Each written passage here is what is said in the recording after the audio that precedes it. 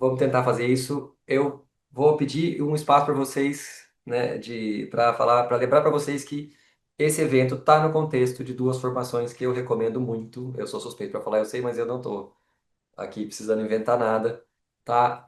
Esse evento é possível por conta dos cursos de especialização do contínuo, em parceria com a EduLab, e da formação do curso da pós e do mestrado, inclusive, até acho que eu posso mencionar, que o PAR propõe e promove há um tempão. São dois cursos que eu recomendo muito. Se vocês quiserem aprender com gente, inclusive alguns dos professores estão aqui, coordenadores estão aqui também. Se vocês quiserem procurar formações de qualidade, de gente que tem valores parecidos com esses, a gente vai colocar algumas ofertas para vocês aí no chat, tá? A gente tem condições legais para quem está no evento aqui, para quem quiser participar da formação. As duas pós-graduações são focadas em aba aplicada ao autismo, tem nomes um pouquinho diferentes, tem programas diferentes, mas eu acho que tem valores muito próximos, tá? Então, a gente está com uma oferta legal para quem quiser fazer a pós presencial do PAR agora que está começando o segundo semestre. O Continuum também está com vagas abertas para nossa pós online. Eu vou só separar essas mensagens bonitinhas para colocar para vocês qual é o link que vocês precisam clicar e tudo mais. Mas é aquilo, né? A gente precisa pagar a conta também. Não é esse o objetivo desse evento, mas ele acontece nesse contexto. Então, acho que vale a pena a gente mencionar também.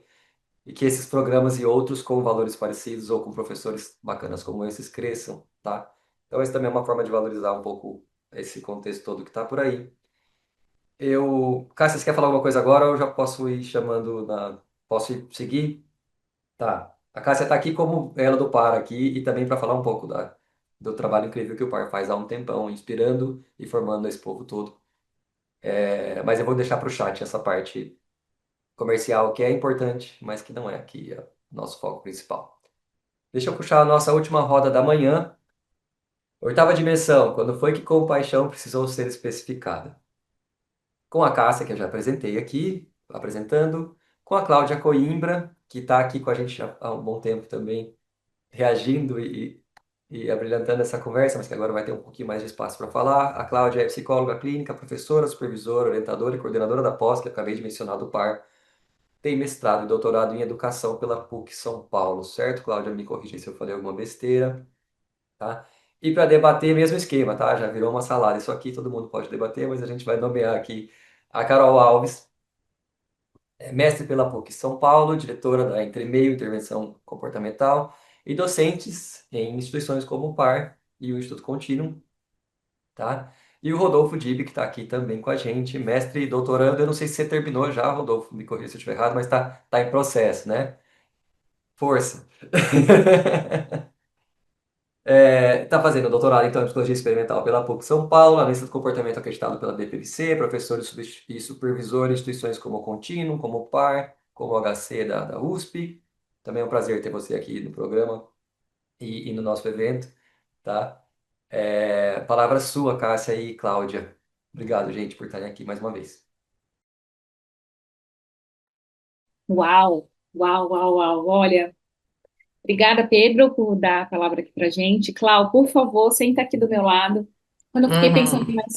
nessa palestra, nessa fala, né, em uma palestra, ficava muito imaginando a gente presencialmente, sabe? A gente podia, né, ter sentado juntos, ter feito juntinhas. Nossa, é verdade, é As- verdade. Mas a gente finge que a gente está aqui virtualmente, uma do lado da outra, e fingindo que estamos ao lado de todas essas pessoas que estão aqui. Já fica, hashtag fica a dica, né, Pedro, para os próximos. De Eu vou repente, interromper. A gente precisa de mais eventos presenciais depois da pandemia. O Contínuo tinha aulas que eram presenciais, tem questões de custo, tem um monte. Mas assim, se vê uma vez por ano na BPMC, não dá conta de é, tudo isso que a gente está fazendo. Não, não dá para construir rede sem a gente tomar um café. perfeito. Pelo menos, né? Pelo menos a BPMC, mas aí, e é isso. As portas do par estão abertas para a gente fazer isso presencialmente. Bom, a gente, olha, depois dessa fala de fôlego, que fez aqui muitas, produziu muitas reflexões, a gente acha que vai continuar grande parte Uhum. dessas reflexões que a Carol trouxe. Acho que a gente está muito alinhada nesse sentido, mas eu acho que talvez eu nem ultrapasse aqui totalmente. A gente fez aqui meia dúzia de slides, mas talvez a gente nem mostre todos eles. Eu vou só projetar aqui a fala, ó, o que a gente se programou para falar, e a nossa proposta é fazer um bate-papo, né, Clau? Isso aí. E convidando todo mundo. Eu sei, Pedro, que virou uma salada perto do que a gente tinha planejado, mas assim que a gente gosta. Quem tiver contribuições e complementos, por favor, fiquem à vontade. A gente partiu, né, dessa provocação. Para mim, chegou como uma provocação de oitava Uhum. dimensão. Quando foi que compaixão precisou ser especificada? Muito, muito, muito bom isso, e acho que quero só resgatar algumas das coisas para tentar não me fazer repetitiva a partir da fala da Carol, mas resgatar um contexto anterior, sabe?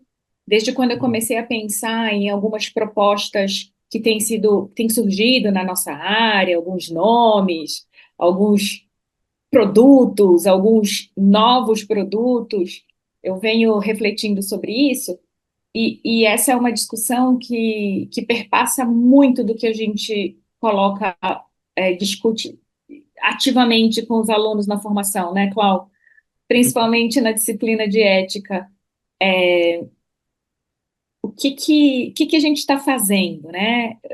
A quem a gente está servindo? Uhum. Como a gente está implicado, os nossos valores pessoais estão implicados. Então, vindo de um contexto em que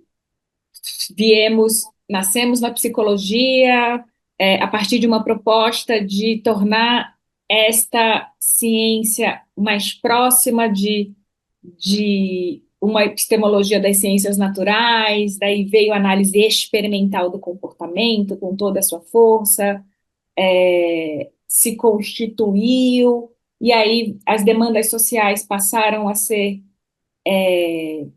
cuidadas do que produziu, do que a experimental produziu, e aí, poxa, não cabe mais, nem na publicação, né, nos bastidores, nem no GEAB, não dava mais para publicar as intervenções que estavam sendo realizadas nas instituições, nas organizações, então a gente precisa criar uma revista para mostrar o que a gente tem feito com os comportamentos socialmente relevantes, com o ser humano.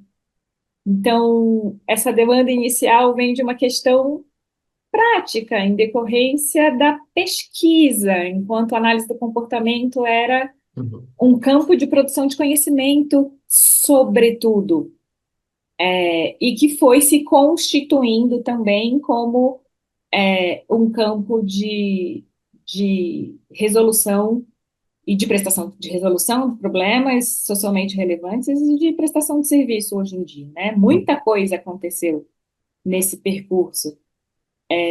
Mas acho que um dos pontos que a gente quer trazer, né, Clau, lá a retomada de como a análise do comportamento aplicada, quando ela surgiu formalmente, diretrizes para pesquisa aplicada foram Uhum. propostas, né? E são diretrizes que nos guiam até hoje. Como é que você vê, Clau? Conta aí para gente essas Vamos lá. possíveis implicações disso. Você quer passar o slide, Cal? Aqui. Vou passar então aqui. Porque é isso, né? Vieram tanto as diretrizes quanto a validade social, um pouco depois dessas diretrizes, né? Que já estavam supostamente já eram contempladas por algumas das dimensões que foram propostas para a produção de pesquisa.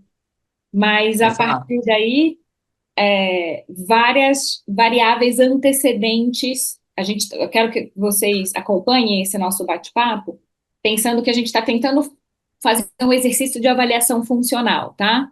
Para responder a pergunta, precisamos fazer a oitava dimensão, quando ela foi necessária, a gente começou a olhar quando ela surgiu, o que era antecedente para isso, o que estava acontecendo, o que ela Que história é produziu, essa?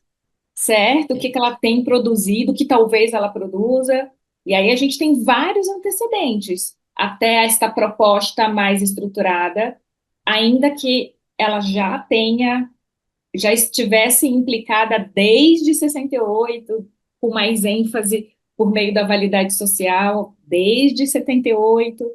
Então, não sei, Cláudio, você quer É, que eu é mostre os isso. antecedentes ou não? Acho que ainda não, né? É isso, né? Então, para a gente falar da compaixão, a gente tem que fazer um breve resgate aqui, né? Então, o que que acontece lá em 68, né? Então, quando o Berwolf Risley propõe as dimensões da análise do comportamento aplicada, que contexto histórico é esse, né? O que é que estava acontecendo em 68, né? Não tinha ali era muito difícil falar de uma distinção entre prestação de serviço e pesquisa aplicada, né? A análise, vamos pensar na ciência como um contínuo, né? Na produção de conhecimento como um contínuo de controle, né? Então eu tenho lá numa extremidade a pesquisa básica, né? Uma condição de bastante controle, e eu vou caminhando na diminuição desse controle e como que aconteceu com a análise do comportamento, né? Ela vai é, de novo, né, não é que deixa de ter a pesquisa básica, obviamente, né, mas foi sendo construído um caminho para também sair daquela condição só de laboratório. Na construção desse caminho, a gente chega no marco que a gente quer chegar aqui, né, de 68. Então, do que eles estavam falando, né? Isso já era o analista do comportamento fora do laboratório, já era olha, agora a gente está olhando para o ser humano, né? Porque para olhar para o ser humano ele está ali dentro de um contexto, né? A gente já fala do social, de demandas, de questões que estão no social, né? É, e aí eu acho que quando isso surge e essas dimensões são trazidas para a gente, dentro desse contexto, elas vão também caminhar para desdobramentos nos anos 80, quando eles escrevem de novo, né? Quando eles fazem um outro texto sobre isso, um outro artigo sobre isso nos anos 80, que também não tinha uma distinção tão clara quanto a gente tem hoje, né, do que é prestação de serviço e do que é pesquisa aplicada, né? Já se começava, claro, né, a falar disso mais explicitamente, mas ainda tinha um contexto até aquele momento, né, ainda tinha um contexto de que sei lá, esse pessoal que presta serviço, né? Ele presta serviço, ele usa análise do comportamento. É diferente de dizer que aquilo é análise do comportamento, né? E aí isso E essa é uma começa a aparecer. dificuldade, desculpa, Ah, Cláudio, te interromper, mas essa é uma imagina, manda dificuldade que ver. a gente está dizendo que hoje parece estar um pouco mais diluída, mas até a página 2, né? A própria Carol trouxe agora também essa discussão da dificuldade de Separa. separar É, da nossa atuação ali, tanto da prestação, quanto do mercado, quanto do que ainda precisa existir, né? Então, imagina aquela época, né? é. Imagina aquele contexto. Exato. Exato, né? E aí, nos anos 80, então, quando eles, sei lá, reescrevem, né? Quando eles propõem outro artigo também para falar disso, eles chamam atenção para outros pontos, né? Mas ainda, a gente ainda fala de as 7 dimensões da análise do comportamento aplicada, né?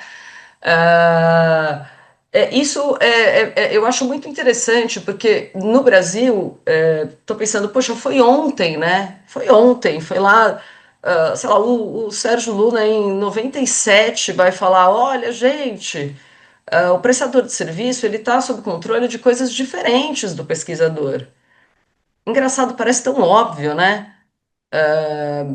Engraçado ele ter sentido a necessidade de falar disso, né? Agora estou falando no Brasil, né? Para mim, mais curioso ainda é pensar que Só em 2001, o Torinho e a Teia vão organizar um texto. Imagina, eles sentiram a necessidade de escrever um artigo para dizer: gente, pesquisa é uma coisa, prestação de serviço é outra. Em 2001, né? Que Antes foi de ontem. ontem, né? Eu falei, quando eu li a primeira vez, eu lembro de ter pensado, nossa, por que será que eles sentiram a necessidade de ter que escrever sobre isso? De ter que dizer, olha, gente, uma coisa é uma coisa, outra coisa é outra coisa, porque não dá para você responder sob o controle das duas coisas ao mesmo tempo. Claro que você pode fazer pesquisa numa condição que você tem que é de prestação de serviço, sei lá, olha, eu vou aqui, tem um procedimento específico que eu usei aqui no caso, e aí eu vou lá, vou submeter ao comitê de ética, vou conversar com essa família, enfim, né? Mas isso não é prestar serviço, são coisas diferentes, né? Você está sob controle de coisas diferentes. Eu acho que quando a gente recebeu essa proposta, né, Cássia, a gente ficou conversando, puxa, mas o que será exatamente que a gente pode falar sobre isso, né? É, talvez, daí eu acho que o que fica para mim é assim, qual é a implicação da gente discutir essa questão? Por que será que surge isso da compaixão, né? Ah, eu acho que é vantajoso, né? Quando vocês estavam falando na discussão anterior, poxa, mas é isso, a gente tem uma questão de formação, né? A gente tem uma questão é muito difícil. Você forma um aluno lá no primeiro ano de psicologia falando de rato, de laboratório, às vezes muito despreocupado de contextualizar isso, né? Inclusive para que ele aprenda que ele não vai tirar alguma coisa lá do laboratório e jogar, por exemplo, numa prestação de serviço, porque as coisas não é tão natural assim, né? É, aliás, não é nada natural, né? Você tem uma construção dessa ciência que vai diminuindo, inclusive, o nível de controle para você chegar na condição de prestação de serviço, onde você tem uma condição completamente diferente, né? Cássia, eu acho que você quer passar os slides, porque senão eu vou dar todo Não, o nosso.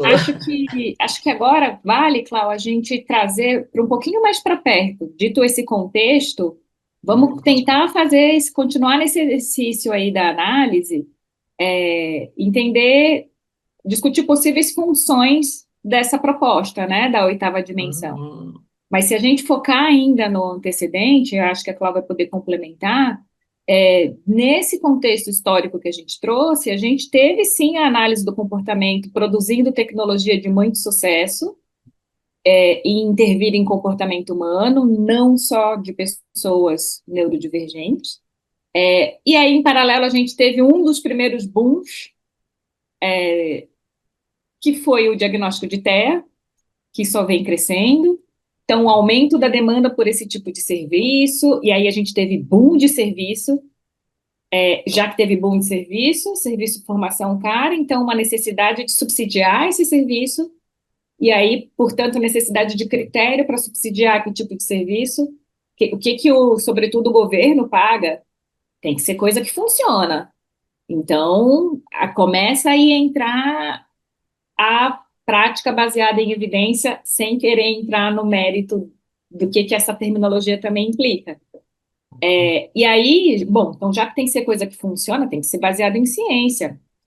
Mas a gente bata no peito, a gente é ciência, imagina A a gente aba. faz ciência, a gente não faz ciência na prestação de serviço, né? Exato! Mas a E gente. essa é a questão. A gente vende Exato! essa ideia, a gente vende essa ideia. Exato, exato. E a gente passou a vender assim, ó, não, fica tranquilo, pode subsidiar, porque a gente faz ciência. Uhum. Então, e olha, a gente tanto faz ciências que você pode se basear aqui, ó, são 7 dimensões. Para ser a aba, tem que seguir as 7 dimensões na prestação de serviço, mesmo tendo E sido aí? proposto para pesquisa. Isso. E aí, Cássia, o que que acontece nessa hora? A hora que você acredita nisso, né? De que, bom, então eu tenho que seguir as 7 dimensões para dizer que aquele serviço que eu estou prestando para uma criança com TEA é ciência, né? Quer dizer, tudo a frase nem, eu não consigo nem falar a frase, porque ela nada combina com nada, né?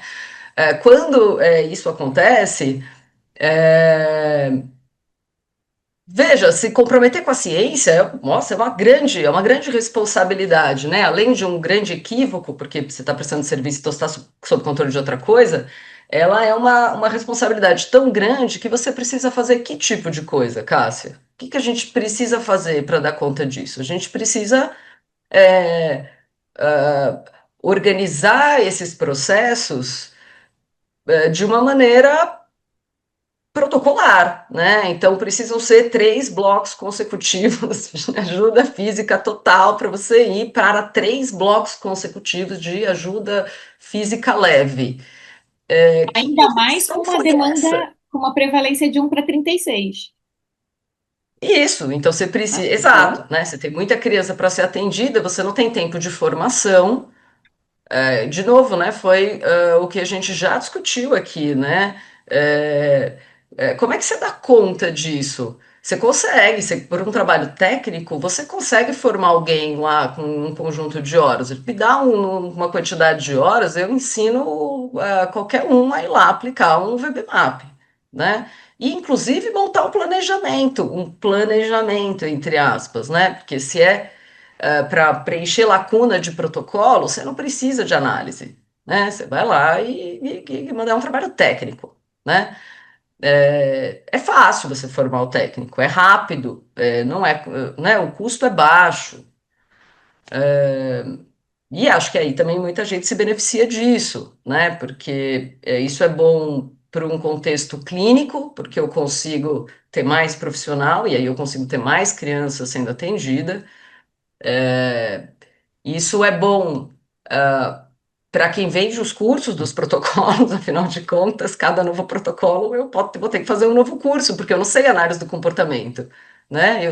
O meu trabalho é técnico. Então, a cada nova formação, a cada novo protocolo, e desculpa, isso vai ser infinito, né? Enquanto as pessoas continuam procurando formações que são rápidas, que são técnicas, que a gente está falando de algo realmente é isso, né? Tecnicista, você vai precisar continuar fazendo esses cursos, né? Porque no final é isso. Então também é rentável, e e se também é rentável sentindo, para quem faz os protocolos, né?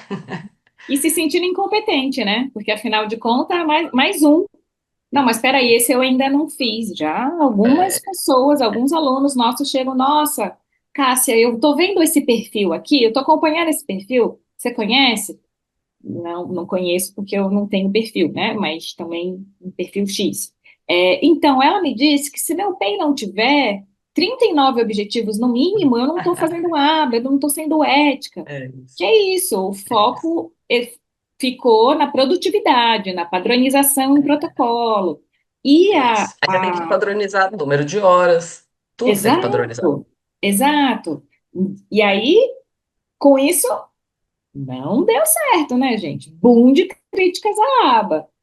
Relato de experiência de desrespeito, frieza, abuso, é, e não para por aí, porque é uma super possibilidade.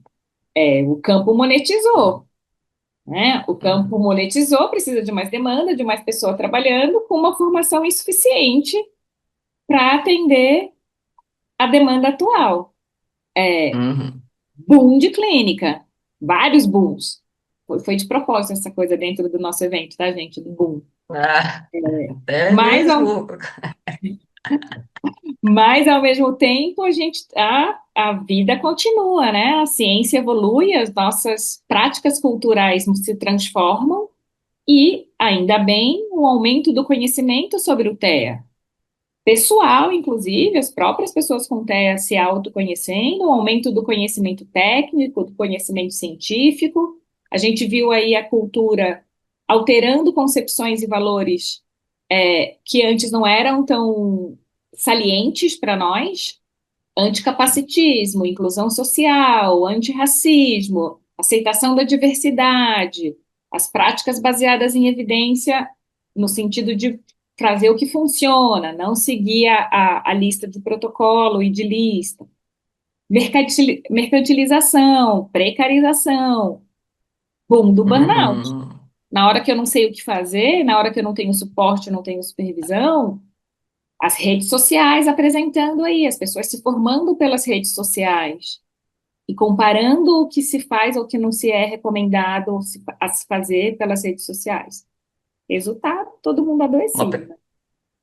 Exato, uma precarização que vem, né, dessa, inclusive dessa alienação do trabalho, né? Imagino que essa condição que eu vou colocar também bem entre aspas essa coisa do aplicador me incomoda bastante essa distinção. Acho que essa hierarquização ela muitas vezes ela é um grande complicador para a gente, porque eu acho que para mim isso também abre uma brecha, né, para as clínicas tentarem te manter bem motivado, né? Então, às vezes é assim, você tem um aplicador nível um, aí depois de 6 meses ele vira nível 2, depois nível 3, nível 4, nível 5, porque daí você mantém uma motivação dele de uau, eu estou subindo de cargo, né? É como se fosse possível para todo mundo chegar no lugar do dono da clínica, né? Não é tão simples, né? Não é nada simples, né? E aí isso vai produzir uma condição de precarização e de alienação do trabalho, né? Então, assim, sei lá direito o que é que eu estou fazendo aqui. Eu sou muito boa em fazer isso aqui do VBMAP, eu acredito nisso, né?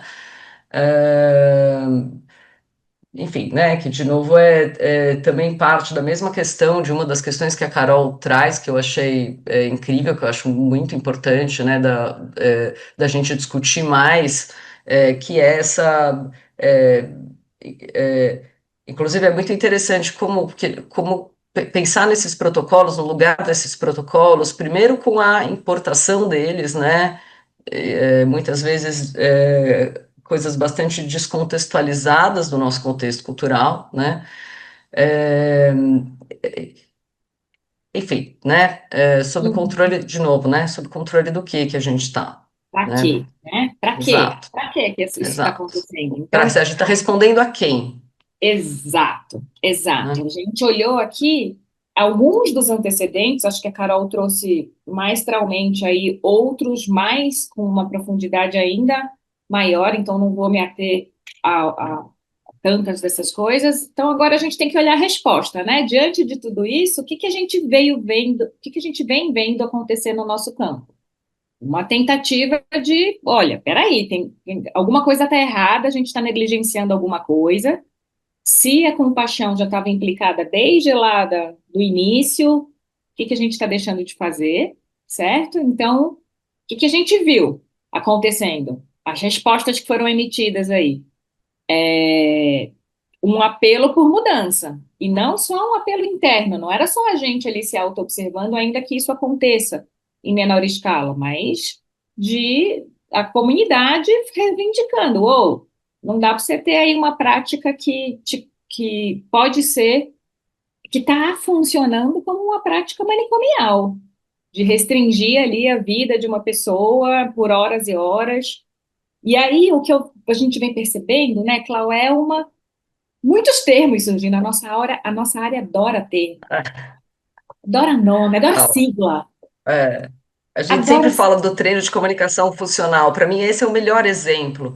Eu acho que quando a gente sentiu necessidade de falar, olha, treino de comunicação funcional, e aí uma linha de pesquisa, eu fiquei pensando, mas meu, que loucura, porque isso é um desdobramento de qualquer análise funcional. Você vai fazer uma análise funcional de um caso, você tem essa questão, é isso mesmo que você vai fazer. A gente deu um nome para isso. É, é uma, é uma coisa muito maluca, né? E ainda que este nome ajude a gente a se comunicar, ajude a entender outras pessoas, é importante a gente ver que ele também ajuda a vender, certo? Sim. E também a gente não pode achar, a gente cair de barato, oferecer um FCT, um treino de comunicação funcionar, sem saber que aquilo é um procedimento de reforçamento diferencial. Isso é uma representação do descolamento que a Vitória estava falando, da descontextualização, do afastamento do conhecimento, dos processos que estão embasando a nossa intervenção para aquilo que eu estou oferecendo ou É vendendo. isso. É isso. Se eu estou falando de um trabalho que está cada vez mais técnico, que eu preciso dessa formação rápida, sei lá que formação é essa, eu preciso ter um termo como treino de comunicação funcional.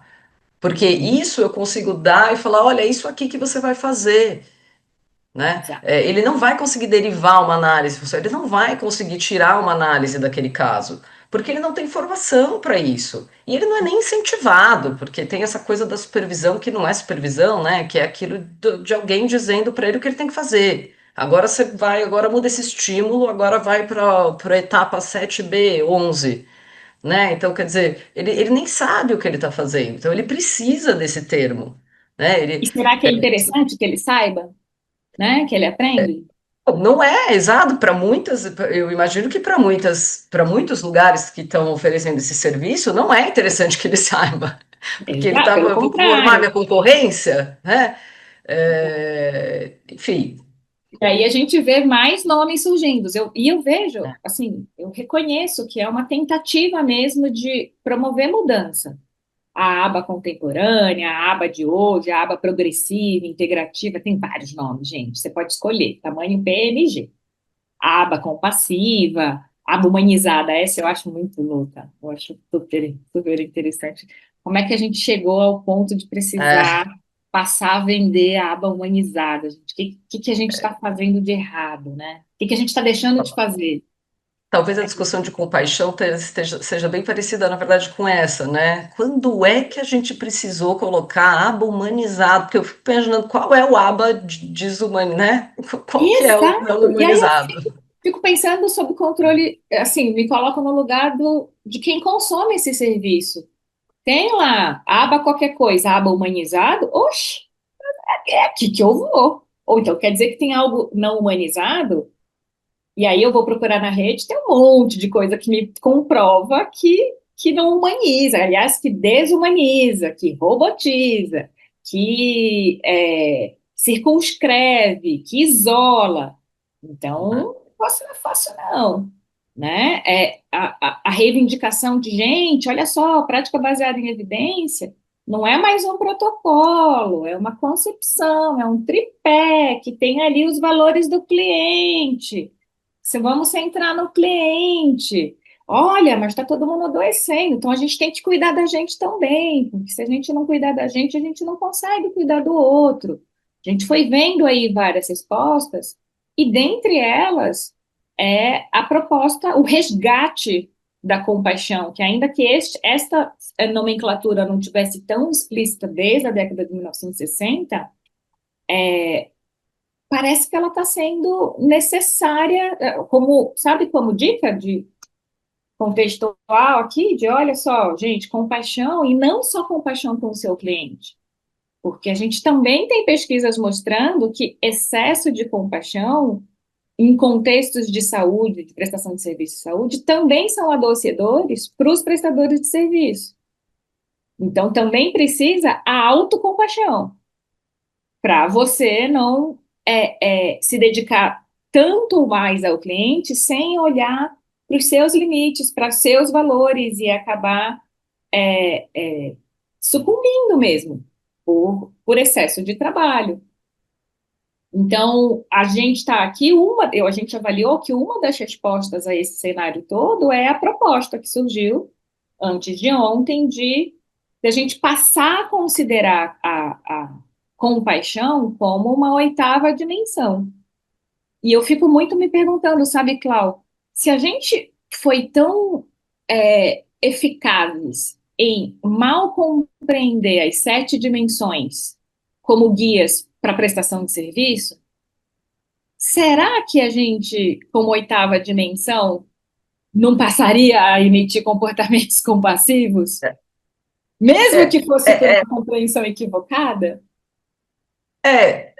isso, eu entender que as sete dimensões vêm de um contexto em que eu estou falando de pesquisa aplicada, né, porque não existia nem enfim, né, nem era uma discussão essa distinção, né, é, a gente fez até a gente conversou um pouco ontem, né, e a gente falou, puxa, que loucura, né? Porque se eu achar que eu tenho que me comprometer com as 7 dimensões na prestação do serviço, né, como é que eu vou fazer isso, né? Como é que eu vou ter, por exemplo, delineamento experimental, né, na prestação do serviço? Estou respondendo sob controle do quê, né?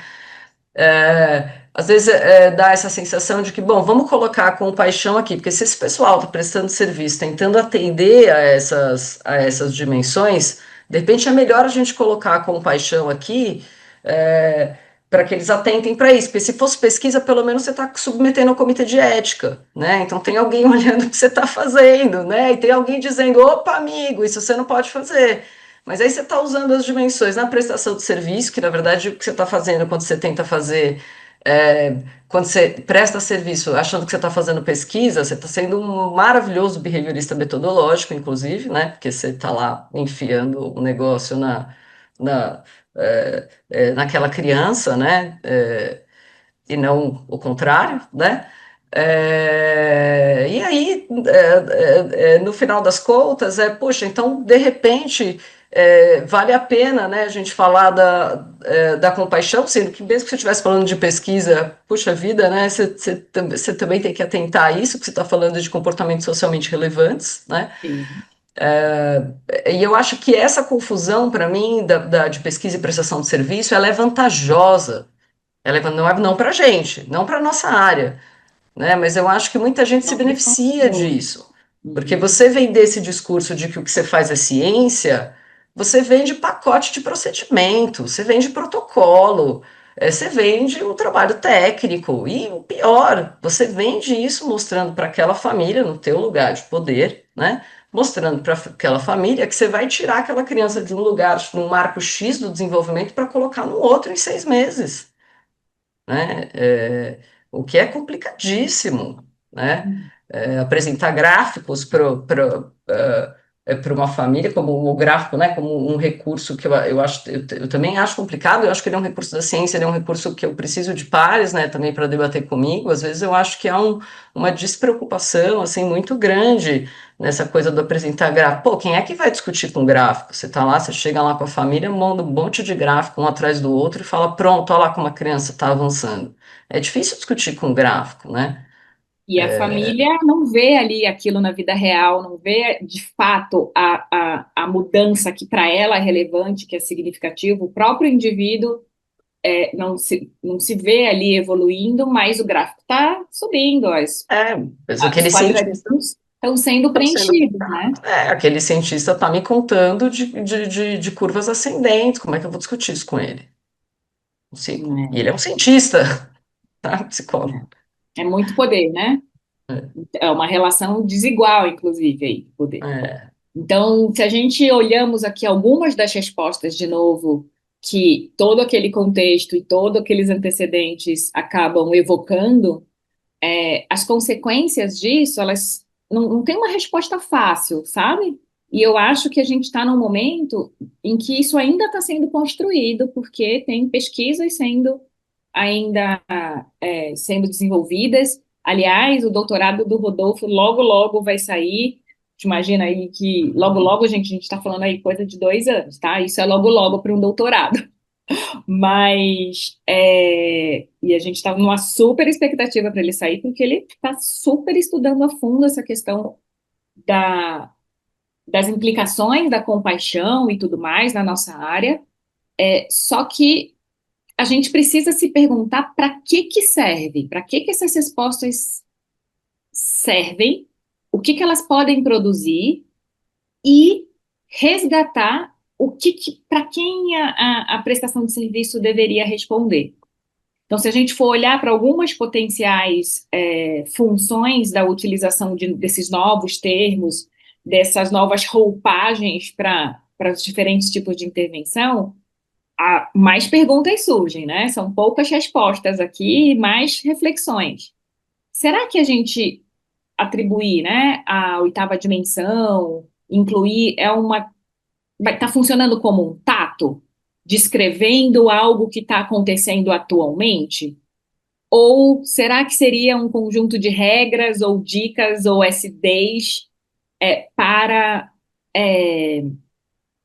te descrever e fazer você atentar para aquilo que precisa ser também considerado além da sua excelência técnica? Ou será que é uma tentativa de diminuir preconceitos e concepções equivocadas do que já aconteceu, ou infelizmente do que ainda acontece? São muitas funções, várias hipóteses que a gente pode. A gente está sob controle do efeito da punição, a área está apanhando tanto, então eu vou dizer que eu estou aqui fazendo uma coisa diferente. Que tem compaixão. Que tem compaixão, e compaixão é muito mais palatável do que validade social, certo? Então, o que pode produzir, de fato, uma prestação de serviços diferenciada, que exclua os efeitos negativos de quando a gente se afasta dos nossos princípios e do que é recomendado desde o início, uma prestação anticapacitista, compassiva, autocrítica, que cuide de quem é cuidado, mas também de quem está prestando o serviço? Pode ser, né? Mas a gente percebe que essa nomenclatura toda parece que está tentando diferenciar o que está acontecendo hoje, ou o que deveria acontecer hoje, do que era do passado, do que é retrógrado, sabe? E recomendar uma prática mais analítica e menos tecnicista. Mas ainda assim a gente ainda se pergunta, né? Para quê? A gente precisa de um nome novo para isso? Acho que essa é a grande questão da mesa, né? Peraí, perdi você, Cláudio. Cadê você? E aí, acho que a gente pode pensar, né, em vantagens e desvantagens. Que vantagem Maria leva em a gente caminhar por esta estratégia de talvez promover uma coisa que realmente seja compatível com os nossos valores, mas também que venda mais, certo? Que tipo de vantagem a gente pode ter nisso? A gente pode ser mais atraente e vender mais, diminuir a crítica, a gente pode favorecer o diálogo e aproximação com outras áreas que geralmente são refratárias à análise do comportamento. Talvez isso passe a exercer a função de outra regra, ou uma dica de que, olha, eu tenho que fazer análise baseada no cliente, tenho que fortalecer esse vínculo, eu tenho que promover autocuidado, o nosso autocuidado da família, eu tenho que focar no assentimento. É um tipo de prestação cooperativa que vai promover autogerenciamento. Você não é o dono da verdade por ser o especialista. Talvez isso aumente a nossa atenção para parar de usar as práticas que não funcionam mais. O mundo mudou. Para parar de seguir protocolo e focar no cliente. Acho que tem uma vantagem, uma possível vantagem, que é aumentar ali o nosso radar para, olha, então, tá bom, se é compaixão, então vamos, o que que é compaixão? Como é que se ensina compaixão? Olha, a gente precisa, num contexto de formação, garantir que não é só implementar o FCT na hora certa e tirar a dica na hora certa. Mas eu também preciso desenvolver uma escuta ativa, também preciso desenvolver ali um repertório de empatia.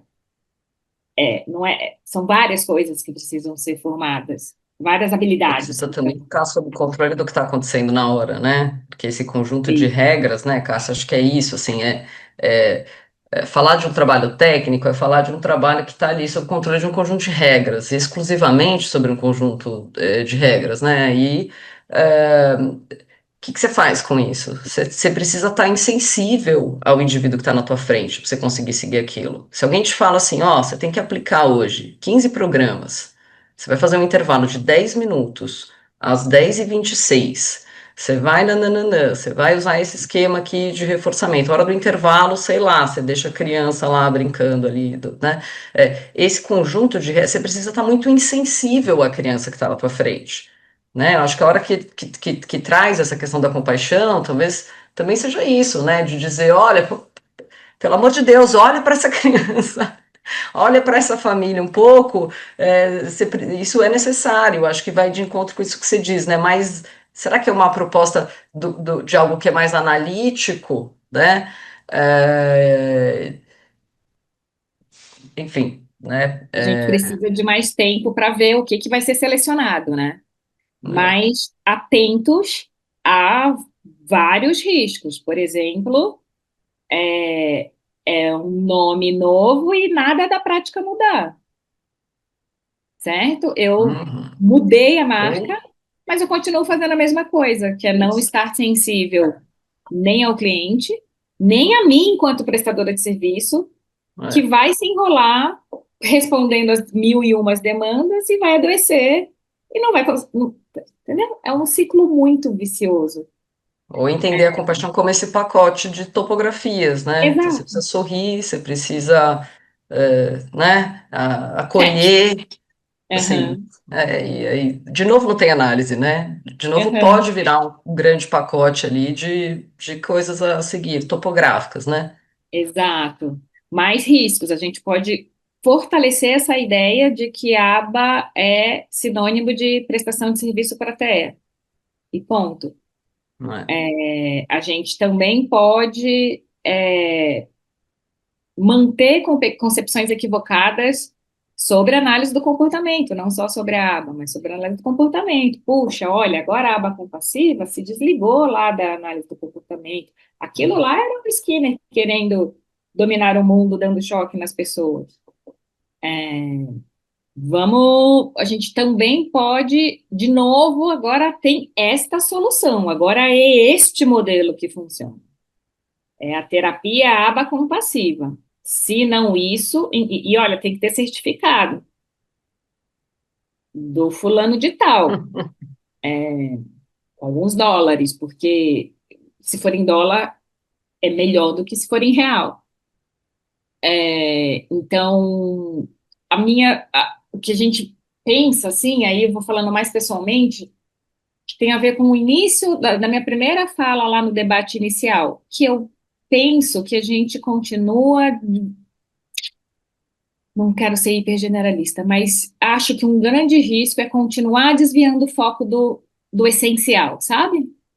Do realmente importante, que é promover consciência, uma formação que deixe claro que são intervenções baseadas em princípios, princípios conceituais, técnicos, mas éticos. Os princípios da sua ciência e os seus valores. É para isso que a minha preocupação em ir mudando as roupagens e trazendo nomes e nos acomodar nisso é que a gente vai continuar não fazendo a lição de casa. Porque se estivéssemos bastante comprometidos com o que a validade social propõe, será que essa demanda, essa resposta teria surgido, essa proposta de uma oitava dimensão, se ela já estava lá, certo? Então, acho que por nossas reflexões finais vão nessa direção, sabe? Se ela já estava lá, por que que a gente deixou de praticar então? Talvez a gente não precise de uma oitava dimensão, talvez a gente precise, mas é atentar para que, olha, a gente está deixando aí um vazio a ser ocupado em decorrência dessa prática acelerada e descontextualizada. Então, de novo, adicionar mais um adjetivo bonitinho, palatável e que vende bastante, não garante a mudança do comportamento, da ação. Então, não vai garantir que a gente desenvolva, enfim, crie condições para fornecer serviços compatíveis com o que a gente de fato acredita. E talvez a gente, de novo, precise criar contingências para a formação. E pensando sobretudo, né, Clau, para quem que a gente está servindo? Quem a gente serve? Sob o controle de quem a gente tem que estar neste papel de prestadores de serviços, né? Certo, Cláudio? Isso aí. Bom, acho que era isso, Acho que a gente. gente já passamos o nosso tempo, com certeza, né, Pedro? Passamos? Com Nossa, certeza. Cláudio, a gente passou 8 minutos, era meia hora. Mais um. A Então, gente passou, pense. mas vale a pena. É difícil da gente interromper um pouco essas coisas assim, porque, né, tem um raciocínio que está todo encadeado e tem coisas importantes que precisam ser ditas também. Deixa eu abrir para os nossos debatedores aqui, depois eu coloco a minha colher também. Posso fazer uma pergunta de encaixamento, assim? Para o Rodolfo,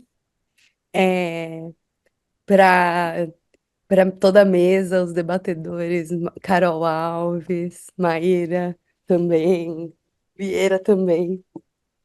Dá para fazer as 8 dimensões da aba numa prestação de serviços? Claro E que outra, não, gente. Isso aqui, qual é o controle experimental? Você está com a parte do delineamento experimental. Você faz a coda entre observadores? Gente, não é possível isso. Cláudia, quais são os riscos da gente ficar programando as 8 dimensões da aba na nossa prática? Muitos. Olha, eu respondendo. Parei. Pronto. Pode. Eu posso começar, Carol? Claro, querido. Tá, vai entrando na minha fala, tá? Eu fiquei pensando várias coisas aqui enquanto eu ouvia, né, a discussão.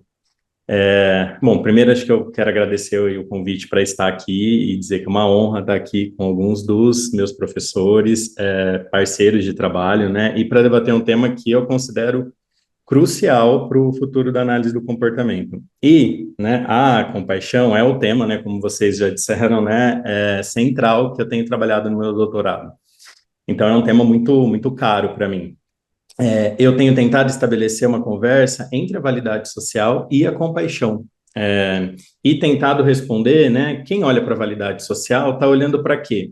E quem olha para a compaixão está olhando para quê? Que diferenças a gente pode observar, né? Uma das coisas que eu estou tentando construir no doutorado, né, é uma possível defesa de que a validade social e a compaixão, elas estão sendo estudadas como se elas fossem duas linhas quase que separadas de pesquisa, e que uma maior comunicação entre essas duas áreas poderia ser muito produtiva, né? E como eu ando muito empolgado com essa discussão, eu fui anotando alguns pontos das falas das meninas, né, da Cássia e da Cláudia e de todo o resto. E assim, acho que começar dizendo, né, que a compaixão, ela é um termo que tem aparecido com força em outras áreas fora da análise do comportamento, inclusive, e com histórias diferentes da análise do comportamento. E a necessidade dela tem sido contextualizada também em função desses tempos conturbados que a gente tem vivido, né, em que o extremismo, o fundamentalismo, né, parecem estar tomando protagonismo. Para vocês terem noção, né, tem um número especial da Revista Brasileira de Psicanálise de 2022, dedicada à discussão da compaixão na relação terapêutica, analista, analisando, e na cultura. Além disso, na área da saúde, a gente tem uma penca de coisas também, né? Inclusive uma revista que o nome dela, né, é dedicada a discutir coisas sobre cuidado compassivo somente, né? É uma revista sobre cuidado compassivo para as áreas da saúde no geral. E aí, né, se a compaixão, né, é algo assim tão inerente à nossa prática, né, por que que a gente precisa especificá-la, ensinar, né, e mais importante, né, do que isso, operacionalizá-la, né? E será que a gente precisa fazer isso mesmo, né? Eu não tenho uma resposta para isso, né? Depois dessa fala da Cássia e da Cláudia, acho que essas perguntas ficam, né, cada vez mais povoando aqui, né? Além de descrever além da compaixão, eu acho, né, dela descrever e de mostrar, evidenciar o que não está funcionando na área, eu tenho pensado, né, que trazer a compaixão, né, o termo compaixão para a nossa área tem sido uma possibilidade de ajudar, né, no arranjo de contingências que ajude a melhorar nossas práticas, desde que a gente cuide de compreender sobre o que a gente está falando quando a gente fala de compaixão. E isso vai muito além de uma descrição topográfica, né?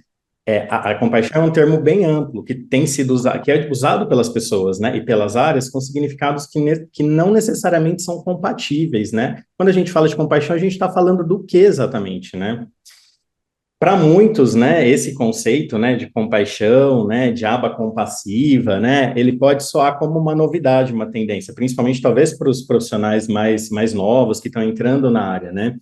No entanto, né, acho que a defesa dessa ciência, né, ser, né, pautada, né, numa prática compassiva faz parte da nossa história da análise do comportamento, como todo mundo já disse até esse momento, né, desde os primórdios, inclusive, da área, né, até esse momento aqui.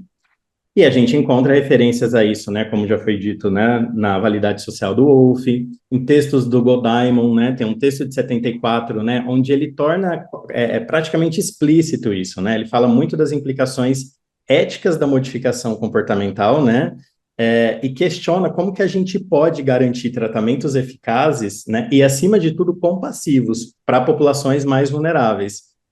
Mais recentemente, em 2021, o texto do Freeman, Visão das Circunstâncias, ele que ganhou inclusive o prêmio de melhor artigo do JABA, alguma coisa assim, resgata um pouco essa discussão, inclusive, trazendo um pouco dessa necessidade, mas mostrando essa história na nossa ciência. Só que, né, apesar da compaixão ser uma parte intrínseca, né, da nossa história, o ensino direto desse conceito, surpreendentemente, não é, né? E aí, falando um pouco de formação, né? Embora analistas do comportamento, eles recebam um treino rigoroso, né, na ciência, né, as habilidades terapêuticas, elas têm sido frequentemente presumidas, né, ou relegadas a um treino no serviço mesmo, né, na própria, né, no próprio fazer ali. On the job, né? Exato, exatamente. E eu estou falando, né, do treino direto e não da importância que a gente sabe que essas habilidades têm. Isso não é novidade, mas e o treino direto dessas habilidades, né? Tem um estudo, né, recente nessa onda de estudos sobre compaixão, né, da Linda LeBlanc e colaboradores, que revelam, né, realidade lá de fora, será que aqui é igual, né? Mas revelam que muitos programas de pós-graduação em aba, né, os futuros profissionais não recebem um treino explícito em habilidades de construção de relacionamentos. E aqui no Brasil, né, os nossos cursos têm feito esse treino? A gente não tem um dado, né? Eles fizeram, né, uma pesquisa e conseguiram identificar a partir das ementas, enfim, dos cursos isso. E aí acho que tem um ponto crítico aqui, né? Porque eu estou destacando essa questão do treino direto dessas habilidades, só que até o momento, né, essas habilidades, né, que estão relacionadas a cuidado compassivo, elas têm sido, na literatura principalmente, identificadas de forma topográfica, principalmente, né? E não analisadas numa perspectiva de fato behaviorista radical, numa perspectiva funcional. Essa construção está ocorrendo agora, ela está acontecendo agora. Então, eu entendo que a gente tem uma caminhada de pesquisa pela frente para começar a vivenciar os efeitos de trazer a compaixão para a nossa prática, né? O que vai acontecer, né, a partir dessa discussão, né? Eu acho, né, que apesar desses desafios, aí olhando um pouco o copo cheio aqui, né, a gente está num momento bastante empolgante da análise do comportamento, apesar de tudo isso que foi descrito até agora, né? E a área está iniciando, de fato, trabalhos importantes na definição e mensuração dessas habilidades que a gente está dizendo que são importantes, que compõem, né, o que a gente está chamando de cuidado compassivo.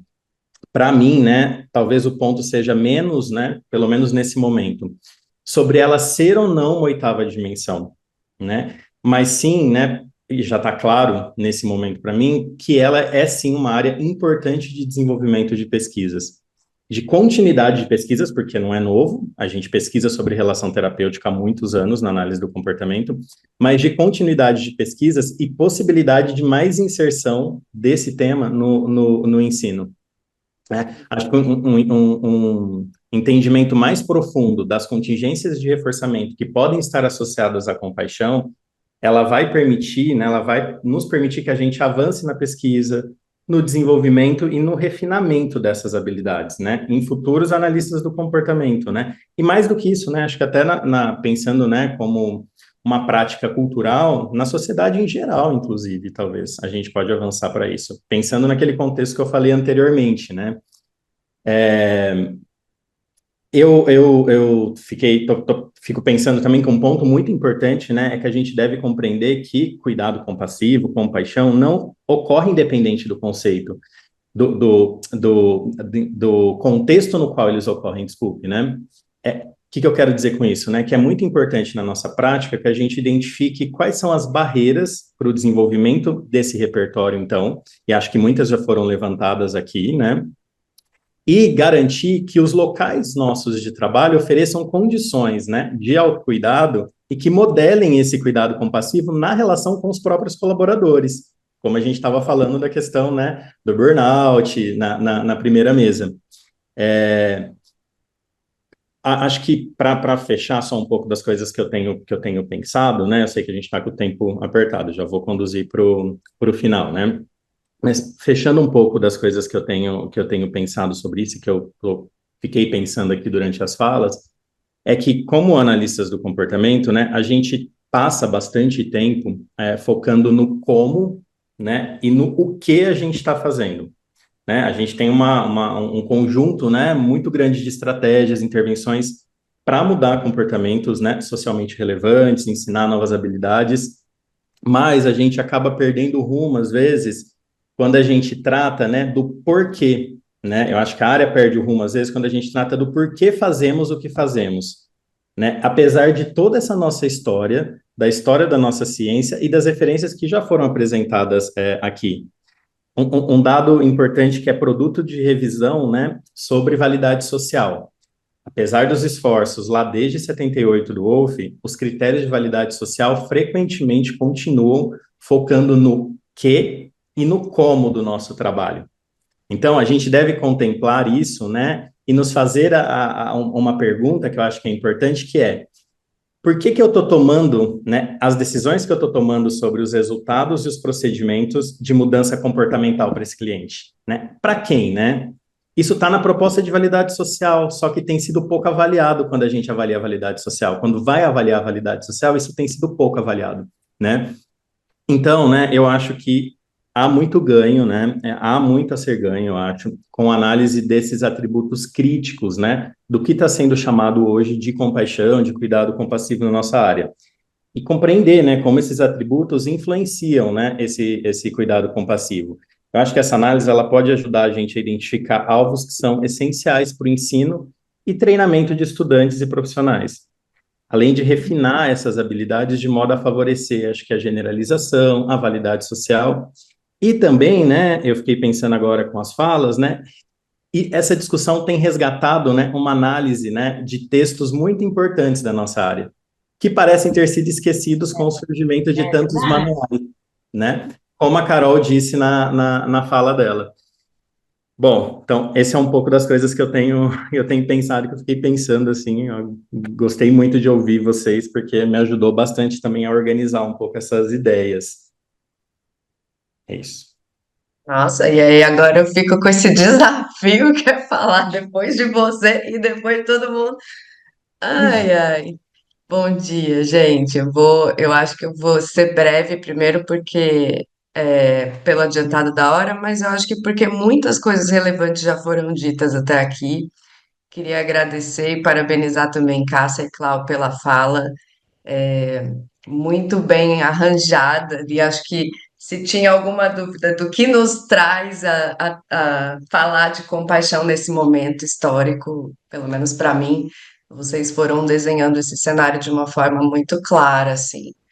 E aí, para mim, acho que a reflexão que ficou foi duas coisas importantes. Um comportamento é multideterminado, então acho que o que salva aqui é que saber disso faz com que a fala do Rô, por exemplo, traga o lado cheio do copo, né? Se de um lado a gente está respondendo a contingências que historicamente foram trazendo o nosso campo para um lugar de dureza, de afastamentos, de uma possível prática com características aí que são distantes do que a palavra compaixão evoca na gente, né?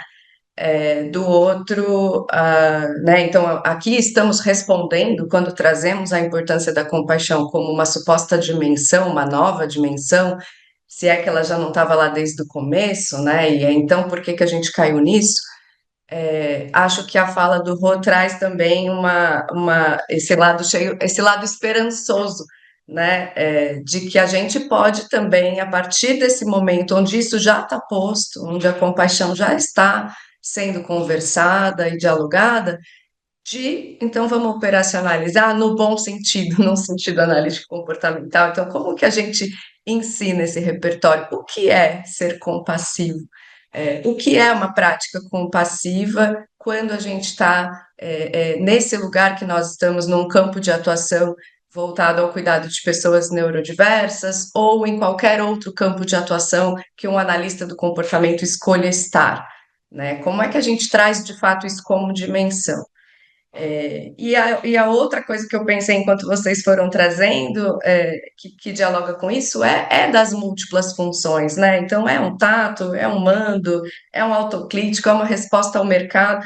Eu acho que é tudo isso junto, né? A gente está aqui realmente respondendo às contingências. Ninguém fez um planejamento de que a gente já está aqui nesse dia de hoje falando dessas coisas. Para uma única consequência específica ou sob controle de uma única OM específica. Eu acho que a gente está, de fato, falando de compaixão nesse momento e em diversos outros, sob controle de diferentes variáveis, né? Então, muitas vezes, sim, acho que vai ser uma maneira da gente descrever o que a gente sempre fez e que, peraí, como que ninguém enxergou que a gente fazia essas coisas? E outras vezes vai ser uma maneira de ser cobrado. Então, tem pessoas da nossa área que não estão fazendo coisas que a gente está aqui dizendo que sempre fez e que a sociedade está cobrando. Peraí, essa sua prática aqui não tem esse componente, ela não me enxerga, ela não leva em conta as minhas necessidades, você não tem escuta, né? Quantas vezes em contextos, eu vou falar sobre isso de tarde, né? Eu tenho que parar e me explicar em nome do que as pessoas viveram com outros colegas em outras circunstâncias, com outras contingências, né? E explicar conceitos, explicar posturas, explicar escolhas, explicar o modelo de atendimento, né? Enfim, eu acho que no fim das contas a compaixão cai um pouco aí, né? A gente está tendo que, em parte, se explicar, em parte, aprender também. Acho que desenvolver melhores ferramentas de formar esses repertórios que talvez tenham sido garantidos, eu vou arriscar dizer isso, espero que não soe arrogante, mas que de alguma maneira na nossa história foram garantidos porque nós tivemos acesso aos nossos professores, ou porque nós fomos na BPMC desde o primeiro ano da graduação, ou porque a gente de alguma maneira teve acesso a outras contingências fora do campo da análise do comportamento na vida, que nos tornaram sensíveis de alguma maneira a esses repertórios, a conseguir aprender essas respostas. Então, é isso, né? Acho que se tem uma coisa boa é a gente poder falar disso agora e a partir do trabalho do Rodolfo, conseguir desenhar aí para o futuro melhores contingências de ensino desses repertórios, né? Acho que pelo menos de um lugar onde a gente tenha mais consciência do que a gente está fazendo, escolhendo fazer, em que momento da formação, da ementa, com que ferramentas, né? E que a gente possa fazer isso de forma mais compassiva também. Acho que é isso. Que jeito para a gente encerrar a nossa manhã, hein, gente? Obrigado, Carol. Obrigado, Rodolfo. Zero pressão para sua fala à tarde, né, Carol? E zero pressão para o Rodolfo entregar o resultado aqui, né? Tudo Mudar super tudo que eu fácil. tinha planejado, nem vou falar. Eu não vou falar nada do que eu pensei. Não, eu vou falar. Não, eu não vou falar. Eu não sei o que eu vou falar. Aguardemos. A gente segue à tarde, gente, alugando esses triplex todos, auto-alugando, alugando nas cabeças de todos aqui. Eu agradeço demais, demais. Eu estou muito feliz pelo que a gente está fazendo hoje aqui. E estou feliz da gente conseguir ser espaço para que essas coisas aconteçam, sabe? Assim, eu acho que a gente tem, cada um, posições aí profissionais e tal, e a gente consegue ser espaço para algumas dessas coisas também, às vezes, sabe? E às vezes não dá tempo, e às vezes é trabalho pra caramba, e é um sábado, né? A gente tem, então, assim, agradecer, agradecer, tipo, a oportunidade de ser espaço e de ter gente para ocupar esse espaço de forma tão brilhante, de forma tão genuína como vocês estão fazendo. Quando eu falei lá no começo, eu falei assim, tem gente muito capaz e com o coração no lugar certo no mundo. Eu acho que quando a gente encontra essas pessoas, a gente não deixa elas fugirem muito. Por mais que o dia a dia empurre, por mais que a gente tenha outras prioridades, às vezes, até, sabe? A gente precisa reconhecer isso também. Tem um monte de coisa que acontece, atravessa isso tudo que a gente conversou hoje, né? E nem sempre a gente consegue fazer do jeito que a gente quer e muitas vezes a gente esquece o que que a gente queria. Eu, pelo menos, estou falando mais por mim, assim, mas... E então, que bom poder voltar de vez em quando e revisitar isso. Vamos tentar fazer isso de forma mais frequente. Acho que isso tem acontecido, tá? Acho que não é o contínuo, o par que está fazendo isso. Eu estou vendo a comunidade se mobilizar de novo. Eu estou vendo áreas tipo, vou dividir aqui, clínica e aba, se conversarem mais e falarem, pô, o que que funciona aqui, o que que funciona ali. Eu estou vendo um movimento de gente questionando algumas coisas com um pouco mais de veemência e coisas que eu gosto que sejam questionadas, que fazem sentido para os meus valores e que a gente deixava assumido que não, ninguém consegue mexer nisso aí, talvez a gente consiga, né? E, pô, acho que a gente teve um ótimo exemplo de tudo isso acontecendo de manhã e vamos continuar assim à tarde. Eu vou fazer uma pergunta para a Carol e a Helena, que são as responsáveis pelas mesas da tarde. A gente está 20 minutos atrasado no horário, a gente estava programado para começar uma. Vocês querem um pouquinho mais de tempo para almoçar?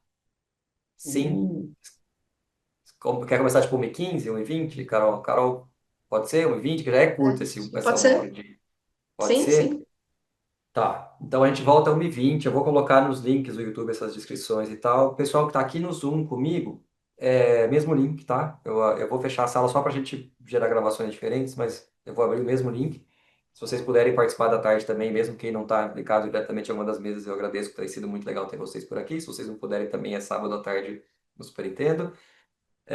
E o pessoal que está no YouTube é outro link para tarde, tá? Eu já coloquei ali no chat de vocês o link da tarde, foi por e-mail para todo mundo que se inscreveu.